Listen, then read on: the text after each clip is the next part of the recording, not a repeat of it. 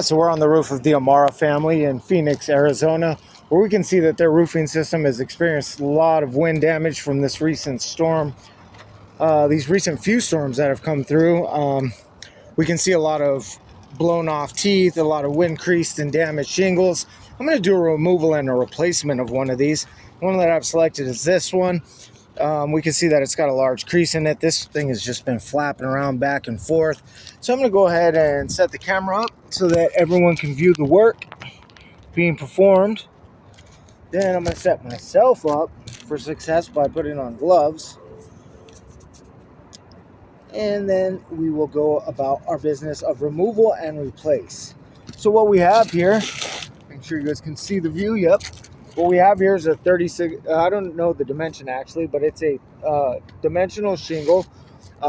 We know that it's wind creased and damaged. It has 4 nails in the nail strip, or 4 fasteners in the nail strip. 1, 2, 3, 4. And then we have 2 books of shingles above it. So we have a shingle that starts right here and runs the end duration about 6 inches. And then we have another book of shingles that stretches the entirety of the shingle. So we have 2 books above it. Those also have fasteners in their nail strips, 1, 2, 3, 4, that attach to the very back end of this shingle. So what we're going to do first is we're going to separate the wind-driven shingle. We see that it's lifting here, but a lot of it is still stayed glued down. So we're going to need to break the seal.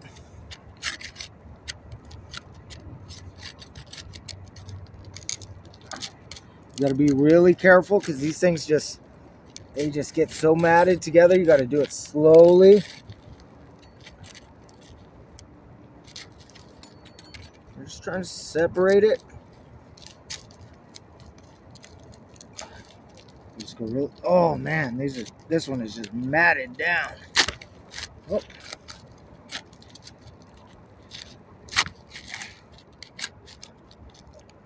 Oh.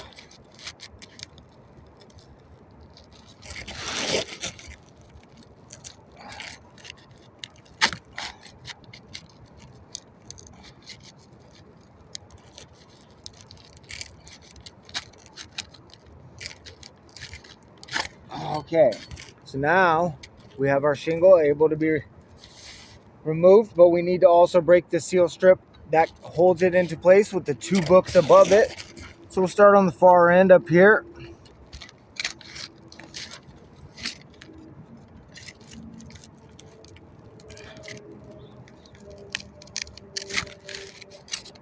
Just work slowly.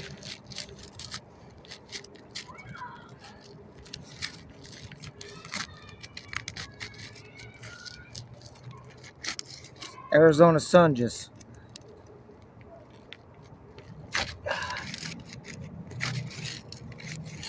gets that glue to just. This is my least favorite thing. As you can see, this stuff just mats itself together. And as we work our way to get this shingle free, we just see granules falling off of this shingle onto our spatula. See, we got a small tear there now because this is so stuck. There's nothing you can do to really get it to break free except for this. You know, and as gentle as you can be, you try to do this, but getting it free is not easy. All right, it looks like we have been able to separate the entire. Oh, nope, we still got some on this book of shingles above it. This is that second book we spoke of earlier. We don't got to go all the way down on this one, just enough to get it up. There we go. All right, and now we're going to need to break it free from our fasteners. The fasteners that hold it in place, we said that there was 4 in the beginning in our nail strip, so we just kind of pop it up. Been doing this a while, so I kind of just have a feel for where they're at usually. Yep. All right, I think we're free from those 4. Now we need to go to the back and try to do the same thing.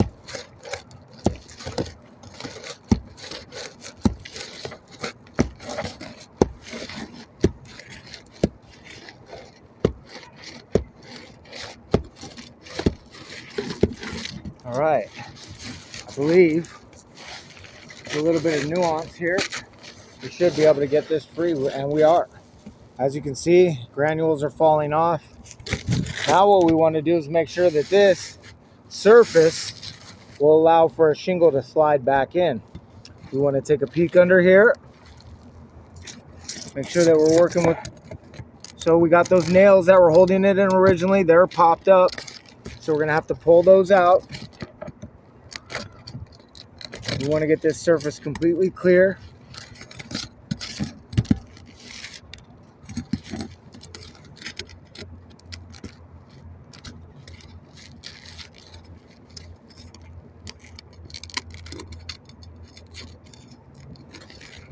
All right, I've been able to get all 4 of those removed. Let's see about the process of reinsertion.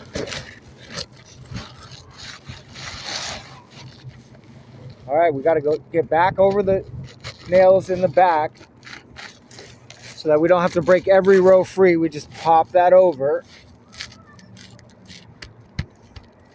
All right, it looks like we are back in place. Now what we're going to do is we're going to take our 1¼ inch roofing nails, that's per code.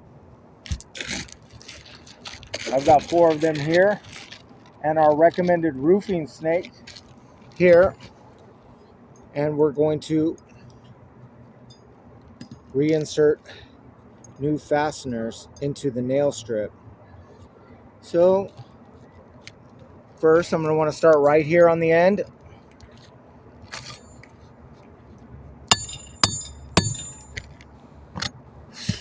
I hate these things, man. As you can see, there's a big fracture here now in the fiberglass, which led to a crack, basically a new crease in the shingle above it. That's not good.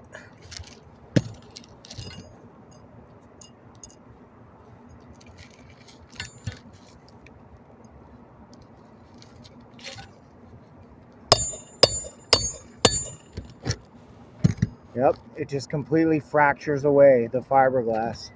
Every time you put this roofing snake up to the shingle, it's going to do that because it has to reach far enough back to be in the nail strip. It has to sit completely flush against the shingle. On top of that, the roofing snake doesn't always drive in the nail all the way. Rarely actually ever does because of the lip. All right, so we have our shingle back in place. The nails are driven in, but we see quite a few things have gone on. In just the removal and reinsertion of the shingle, we can see that there's now a crease here. There's an indentation here from the roofing snake. We see that this lip, this tooth, has come undone. We can see this indentation from the roofing snake as well. We see this one here. I bet this, oh, this is fractured now. We can see where that's coming apart.